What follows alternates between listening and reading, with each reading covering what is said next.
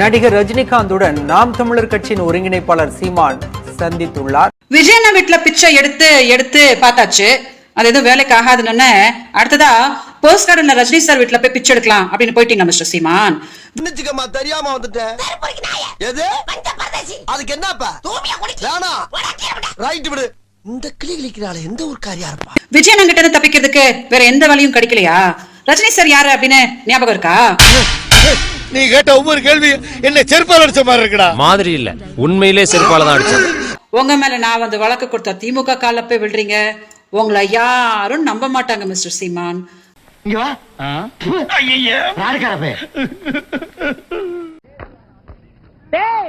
என்ன நீ ட்ரை பண்றா ஒண்ணும் நடக்காதடா. ஆமா நீ பழனிக்கே பால்காவடி எடுத்தாலும் ஒரு அடி நகர வீட்டுல பிச்சை எடுத்துட்டு நின்னுட்டு இருக்கீங்க. அசிங்கமா இல்ல? என்ன கேவலமான ஒரு குழப்பம் மிஸ்டர் சீமான் உங்களுது.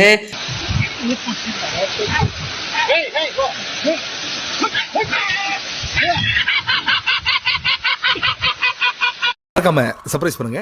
தேங்க்யூ.